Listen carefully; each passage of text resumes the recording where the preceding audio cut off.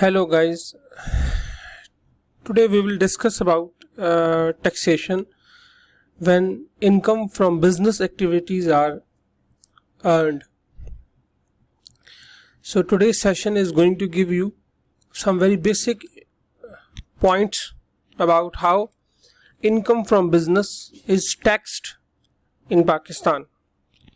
So let's start our session. First of all, we will define that what is income.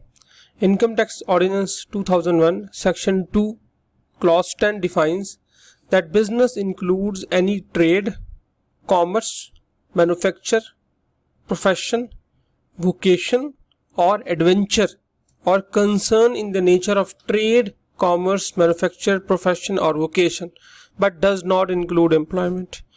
It's mean here this session includes almost every type of activity into the business but does not include employment into the business, which is very common sense. Okay, now we can see that here even electronic commerce, any type of production, any type of vocation, any type of adventure. For example, if a person is involved in organizing trips to northern areas or at other places, and he's earning some income from this type of activity, that is also considered as a business as per Income Tax Ordinance. Okay, now let's go into further details. Income Tax Ordinance says that the following income of a person for a tax year shall be chargeable under the head income from business. Now what are those? First is any profit or gains of any business carried on by a person during any time during tax year. Then income derived by any trade, professional or similar association from sale of goods or provision of services to its members. Okay. Then income from hire or lease of tangible movable property. It's mean if there is a person who is there to provide some property on hire or lease, that is also considered as income. Now what is meant by tangible movable property? Tangible means which have a physical characteristics, and movable means which can be moved. It means this clause does not include hire or lease of property in sense of land and building. Actually, one thing we need to explain here is that property does not always means building and land. Property is actually a word which is called malkiyat in Urdu. It's mean everything which I own is my property. My laptop is my property. My motorcycle, my car is my property. My mobile phone is my property. Okay, so if we are having some income from hire or lease of tangible movable property, so income gained from that source is also considered as a income from business. Similarly, अगर past में मेरा कोई भी business relationship रहा है, या आज कोई बिजनेस रिलेशनशिप है, या कोई प्रोस्पेक्टिव बिजनेस रिलेशनशिप है, प्रोस्पेक्टिव मीन जो मुझे उम्मीद है कि हो सकता है, उससे भी मुझे अगर किसी भी किस्म का बेनिफिट आ रहा है, चाहे वो कन्वर्टेबल इनटू मनी है, चाहे वो कन्वर्टेबल इनटू मनी नहीं है, that will be considered as income from business. Similarly एक मैनेजमेंट कंपनी में जो मैनेजमेंट फीस कंपनी रिसीव कर रही होती है, that is also considered as income from business. इसी तरीके से अगर किसी पर्सन का बिजनेस ही प्रॉफिट ऑन डेट एक्वायर करना है, और यहाँ पे पर्सन से मुराद नॉर्मल पर्सन नहीं है, यहाँ पे पर्सन से मुराद basically banks, financial institutions, companies, यानी कि पर्सन की वो वाली डेफिनेशन जो इनकम टैक्स ऑर्डिनेंस करता है, वो वाली डेफिनेशन की बात हो रही है. तो इस किस्म की सारे जो प्रॉफिट हैं ये भी इनकम फ्रॉम बिजनेस में ही कंसिडर होते हैं. Okay, now there are some very very important points जो कि लॉ का हिस्सा तो नहीं है, लेकिन ये जनरल प्रिंसिपल है जो कि आपको हेल्प करेंगे समझने में कि बिजनेस को किस तरीके से हम करते हैं. सबसे पहली बात, आपको अच्छी तरीके से पता है कि रेजिडेंट पर्सन की डेफिनेशन क्या होती है. पाकिस्तान के इनकम टैक्स लॉ के मुताबिक हर वो शख्स जो पाकिस्तान में 182 डेज से ऊपर रिहाइश पजीर होगा, स्टे करेगा, that will be considered as resident person. And if a person who does not reside in Pakistan more than 182 days a year, then he will not be considered as a resident of Pakistan. He will be considered as non-resident. It's mean some George who is working in Pakistan as a consultant and residing in Pakistan, he will be considered as resident. And any Mohammad Karim जो कि business के लिए या नौकरी के लिए इस मुल्क से बाहर रह रहा है, वो नॉन रेजिडेंट कंसिडर किया जाएगा। तो सबसे जो इम्पोर्टेंट चीज़ है वो यहाँ पे ये समझ लें कि जो रेजिडेंट पर्सन है, जो पाकिस्तान का रेजिडेंट पर्सन है, उसकी वो तमाम इनकम जो उसकी दुनिया भर में इनकम हो रही है उस पर टैक्स लगेगा, जबकि जो नॉन रेजिडेंट पर्सन है उसकी सिर्फ वो वाली इनकम लायबल टू टैक्स होगी जो वो पाकिस्तान में कमा रहा है। ये एक बेसिकली पॉइंट है जो हम समझना है। दूसरा पॉइंट ये होता है कि जी इनकम जो है वो आपने कैश बेसिस पे अप्लाई करनी है या एक्रूवल बेसिस पे अप्लाई करनी है। इनकम टैक्स ऑर्डिनेंस जो है वो इसके बारे में बहुत ज़्यादा सख्ती नहीं करता, वो कहता है कैश भी यूज़ कर सकते हैं, एक्रूवल भी यूज़ कर सकते हैं। लेकिन जितनी कंपनीज हैं उन्हें चूँकि कंपनीज एक्ट के तहत अपनी अकाउंटिंग एक्रूवल सिस्टम के ऊपर करनी पड़ती है, इसलिए कंपनीज के लिए फिर ये अपना ज़रूरी हो जाता है कि वो जब अपना टैक्स की वर्किंग करें तो वो भी एक्रूवल की बुनियाद पर करें, इसलिए कि उनकी फाइनेंशियल स्टेटमेंट्स एक्रूवल की बुनियाद पर बनी हुई हैं। ओके, तीसरा जो इम्पोर्टेंट प्रिंसिपल है वो बिल्कुल एक सिंपल सा प्रिंसिपल है, विच सेज कि वो तमाम एक्सपेंडिचर जो आपने बिजनेस को चलाने के लिए किए हैं वो तमाम एक्सपेंडिचर आपको अलाउ होंगे। लफ्ज़ क्या लिखा हुआ है? Generally allowable. ठीक है, वो आपको अलाउ होंगे कि आप वो अपने एक्सपेंस के तौर पर माइनस कर दें। इसमें कुछ कंडीशंस मौजूद हैं जो हम आगे डिस्कस करेंगे। अदरवाइज जो जनरल प्रिंसिपल है वो यही है कि वो तमाम एक्सपेंसेस जो कि बिजनेस के लिए हुए हैं वो अलाउड है।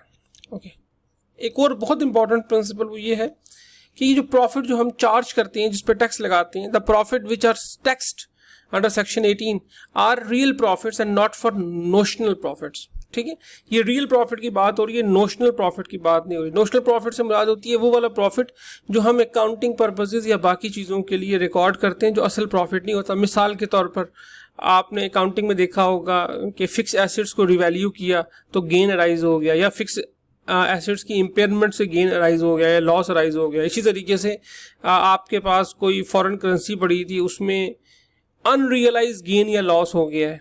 ठीक है, तो इस किस्म की जितनी चीज़ें हैं ये रियल प्रॉफिट्स नहीं होते। चूँकि ये रियल प्रॉफिट्स नहीं होते तो हम इस पर टैक्स अप्लाई नहीं होता अनटिल एंड अनलेस ये रियल प्रॉफिट में कन्वर्ट नहीं हो जाते।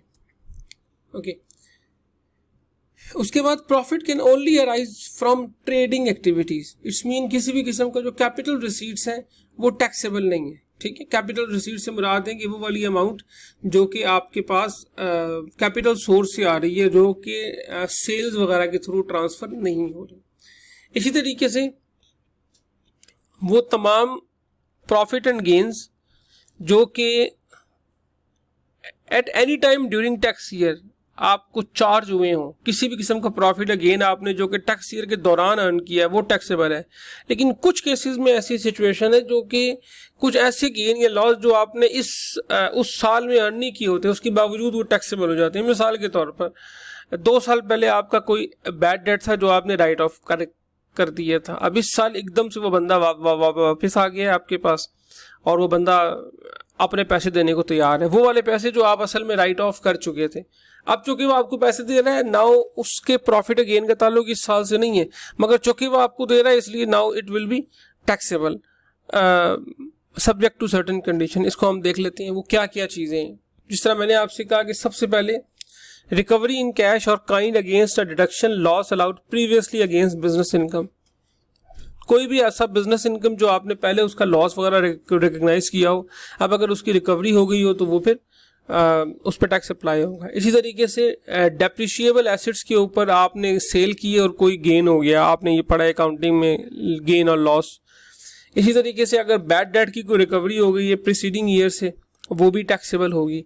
इसी तरीके से अगर कोई भी ऐसी सिचुएशन है कि कोई ट्रेडिंग लायबिलिटीज़ आपको मिल गई हैं वापस, वो भी टैक्सेबल होगी। इसी तरीके से अगर आपने बिजनेस को डिसकंटिन्यू किया था इन प्रीवियस टाइम और उस डिसकंटिन्यूअस बिजनेस से कोई पैसे पेंडिंग थे और वो पैसे अब आपको मिल गए तो अब भी वो टैक्सेबल होंगे। इसका मतलब है ये जो 5 सोर्सेज हैं इनमें ज़रूरी नहीं है कि वो इसी साल में हुए हों, वो कभी भी हुए हों, अगर अब आपको उसका बेनिफिट मिला है तो अभी वो टैक्सेबल हो जाएंगे। So these are some of the very very important aspect while we are solving the issues of income from business. अब अगर हम आगे उसको मजीद चलाएं,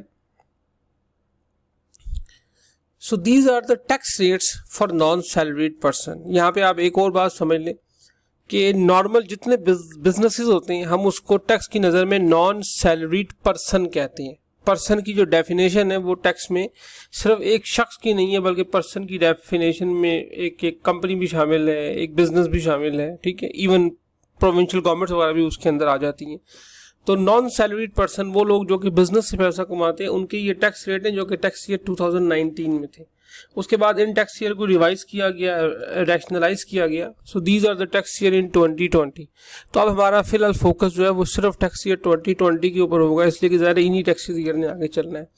तो आप अगर इसके अंदर गौर से देखें तो आपको एक बड़ा बेसिक डिफरेंस नजर आएगा कि जब आपने सैलरीड पर्सन के लिए टैक्स रेट्स देखे थे तो सैलरीड पर्सन के लिए टैक्स रेट्स में एग्जम्पशन जो है वो 6 लाख तक थी, लेकिन नॉन सैलरीड पर्सन के लिए एग्जम्पशन जो है वो 4 लाख तक है. तो आप अगर देखेंगे 4 लाख तक टैक्स रेट 0 है, 4 लाख से 6 लाख तक फिर 5% टैक्स है जो कि 4 लाख से ऊपर पर है. इसका मतलब है अगर एक शख्स जो कि अगर 5 लाख रुपए इनकम कमा रहा है तो 5 लाख में से 4 लाख माइनस हो जाएगा और बाकी 1 लाख पे 5% के हिसाब से 5,000 रुपये उसको देना होगा. इसी तरीके से हम अगर आगे चलें तो 6 लाख से 12 लाख उस पर फिर कुछ अमाउंट फिक्स होकर काम होना शुरू हो जाता है. और ये जो अमाउंट फिक्स है ये आपको बड़ा क्लियर नजर आएगा कि फर्ज करें अगर एक शख्स 6 लाख रुपए इनकम कमा रहा है तो उसकी कितनी इनकम पे टैक्स लगेगा. 6 लाख में से 4 लाख माइनस होंगे, 2 लाख का 5% 10,000 रुपये बनता है. तो अब 6 लाख रुपए से ऊपर पे उसने पहले 10,000 रुपये 6 लाख तक वाला फिक्स कर दिया है, प्लस आगे 10% लगा दिया amount exceeding 6 lakh, and that goes on till 6 million, जिसके बाद जो टैक्स रेट है वो 35% के ऊपर फिक्स हो जाएगा. इसका मतलब है नॉन सैलरीड के केस में हमारा जो मैक्सिमम टैक्स रेट है that is going to be 35%. ये आपको बड़ा इंपॉर्टेंट पॉइंट है, ये आपको समझना है कि अगर नॉन सैलरीड पर्सन होगा तो उसका टैक्स रेट मैक्सिमम कहाँ तक जाएगा, 35% तक के. वो जितनी अमाउंट अर्न करेगा उसका 35% उसको टैक्स देना होगा. ओके. इसी तौर पर अगर वो नॉर्मल पर्सन नहीं है बल्कि वो कंपनी है तो आप उसको कॉर्पोरेट टैक्स रेट देना है. कंपनीज की डेफिनेशन आप लोग चूंकि कॉर्पोरेट लॉ पढ़ रहे हैं, आप लोगों ने पढ़ा हुआ है पहले, तो आपको पता है कि कंपनीज क्या होती हैं. कंपनीज के केस में वो तमाम organisation which are registered with SECP, securities and exchange commission of Pakistan, और जो बाकी कंडीशंस हैं कंपनीज की बीइंग अ लीगल एंटिटी, उसमें जो कॉर्पोरेट टैक्स रेट है that is 29%. To facilitate small companies, income tax ordinance में एक कॉन्सेप्ट इंट्रोड्यूस करवाया गया स्मॉल कंपनीज का. तो अगर आपकी कंपनी एक स्मॉल कंपनी है तो उस सूरत हाल में 2020 का जो आपको टैक्स रेट है that is 23% and that is going to be at 20% in 2023. इसका मतलब है कि अगर आपकी एक नॉर्मल कंपनी है then your corporate tax rate is 29%. Otherwise if you are having a small company then आपका टैक्स रेट 2020 का जो है दैट इज 23%. यहाँ पे एक बात बहुत इंपॉर्टेंट है समझने वाली, वो ये है कि स्मॉल कंपनीज जो है it is not a companies act idea. Small companies is a concept which is only discussed in taxes. इसका मतलब है आप अगर कंपनी लॉ में जाके देखेंगे तो आपको कंपनी लॉ के अंदर स्मॉल कंपनी की कोई डेफिनेशन नहीं मिलेगी. स्मॉल कंपनी की डेफिनेशन आपको मिलेगी इनकम टैक्स ऑर्डिनेंस के अंदर, ठीक है, जो कि इसमें कुछ चीज़ें मौजूद हैं कि कितना पेड अप कैपिटल होना चाहिए, कितना टर्नओवर होना चाहिए, कितने नंबर ऑफ एम्प्लॉयज़ होने चाहिए वगैरह वगैरह. और ये फैसिलिटेट करता है स्मॉल कंपनीज को ताकि वो बेहतर तरीके से काम कर सकें. So this is some of the idea जो कि हमने डिस्कस किया है. अब हम इसका जो नेक्स्ट पार्ट है उसको मज़ीद नेक्स्ट सेशन के अंदर डिस्कस करते हैं. Thank you so much.